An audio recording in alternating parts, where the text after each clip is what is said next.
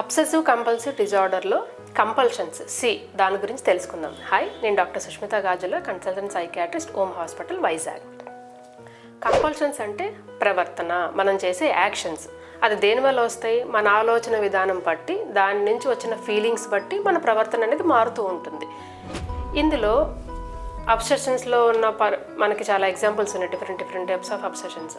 అందులో ఒకటి కంటామినేషన్ అనుకున్నాం. అంటే నాకేవో ఇక్కడ అంటింది, లేదంటే ఇక్కడ క్లీన్గా లేదు, ఇక్కడ దీనివల్ల నాకేదో ఇన్ఫెక్షన్ వస్తుంది, ఇక్కడేవో క్రిములు ఉన్నాయి, నాకు ఆలోచన వచ్చినప్పుడు ఇన్ జనరల్గా మనం ఏం చేస్తాం, వెళ్ళి క్లీన్ చేసుకుంటాం.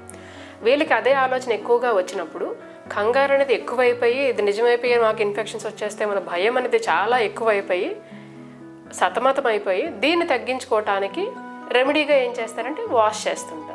వెళ్ళి చేతులు కనుక్కోవటం, లేదంటే ఇది క్లీన్ చేయటం, లేదంటే ఇంట్లో అంట్లు ఎక్కువసార్లు తోమటం, ఇది చేస్తుంటారు. ఇది జనరల్గా 1-2 సార్లు చేస్తే ఇబ్బంది ఏమి ఉండదు. కానీ గంటల కొద్దీ అదే పని చేస్తూ ఉంటారు. ఎంత చేసినా వాళ్ళకి ఆ కంగారు తగ్గదు.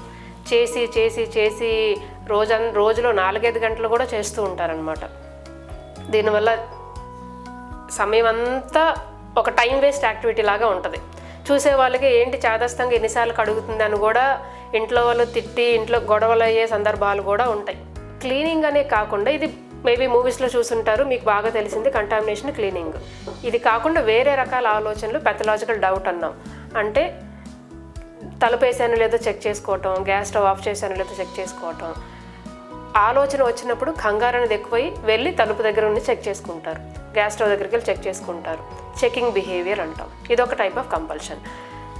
అదే పనిలో ఉంటారు, ఇంక రాత్రంతా పడుకోరు, తలుపు దగ్గరే వెళ్ళటం, చెక్ చేసుకోవటం, మళ్ళీ రావటం, పడుకున్న కొంతసేపు మళ్ళీ ఆలోచన రావటం, మళ్ళీ వెళ్ళి చెక్ చేసుకోవటం. చెకింగ్ బిహేవియర్ అనమాట.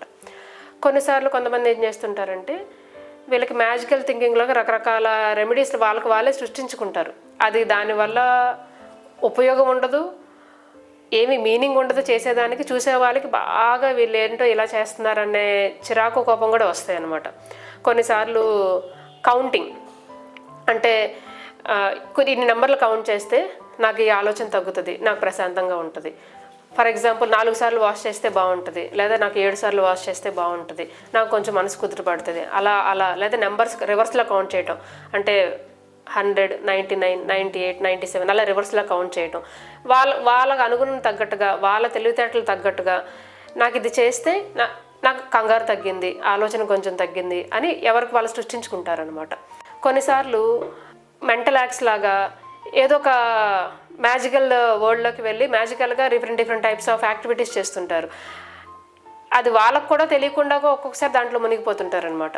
కంటిన్యూస్గా రోజంతా ప్రతిరోజు ఇదే పనికి. ఫర్ ఎగ్జాంపుల్ ఇంట్లో ఆడవాళ్ళు మార్నింగ్ లేచి వంట చేస్తారు, క్లీనింగ్ డౌట్ వచ్చింది, ఇంకా వంట చేయడం మానేస్తారు, క్లీనింగ్ చేస్తూనే ఉంటారు. లేదా కొంతమంది స్నానం చేస్తూనే ఉంటారు. ఇంకా కొంతమంది పర్ఫెక్షనిజం అంటాం, ఇది ఎక్కువసార్లు చాలామందిలో చూస్తుంటాం. నాకు ఈ పుస్తకం ఇలాగే ఉండాలి, ఇలా మారినా సరే వాళ్ళకి ఆలోచన కంట్రోల్ అవ్వదు, చాలా టార్చర్గా ఉంటుంది వాళ్ళకి. ఖచ్చితంగా ఇది ఇలానే ఉండాలి, దీనికోసం రోజంతా టైం స్పెండ్ చేస్తారు. నాకు ఇంట్లో బుక్స్ ఇలానే ఉండాలి, నాకు బట్టలు ఇలాగే ఉండాలి, నేను ఇది చేస్తేనే నాకు ఇలా ప్రశాంతంగా ఉంటుంది. దానికోసం గంటల టైంని అక్కడే ఉంచుతారు తప్ప వేరే పని మీద కానీ వేరే దృష్టి వైపు వెళ్ళదు. దీనికి కంపల్షన్స్ అంటాము. ఇలాగా ఆలోచనలు వచ్చి థింకింగ్, దానివల్ల మనకి ఫీలింగ్స్, కంగారు అనేది ఎక్కువయ్యి, దానివల్ల మన బిహేవియర్, ప్రవర్తన, కంపల్షన్స్ అనేది చాలా ఎక్కువయ్యి రోజులో మోర్ దెన్ 1 అవర్, 1 గంట కన్నా ఎక్కువ సమయం దాని మీద కేటాయించి, దీనివలన ఇంట్లో వాళ్ళతో రిలేషన్షిప్ ఇష్యూస్ రావటం, ఫ్రెండ్స్తో టైం స్పెండ్ చేయలేకపోవటం, చదువుకోవడానికి పిల్లలైతే వెళ్ళలేకపోవటం, లేదంటే పెద్దవాళ్ళైతే వర్క్ చేయడానికి వెళ్ళలేకపోవటం, ఏ పని చేయరు, అదే పనిలో ఉండటం, నిద్రపోకపోవటం, కొన్నిసార్లు దిగులు, ఏడవటం, నేను ఇలా ఉండలేకపోతున్నానమ్మా, నాకు చాలా ఇబ్బందిగా ఉందనిపించింది అంటే ఖచ్చితంగా వాళ్ళకి ఇబ్బంది మొదలైందని అర్థం.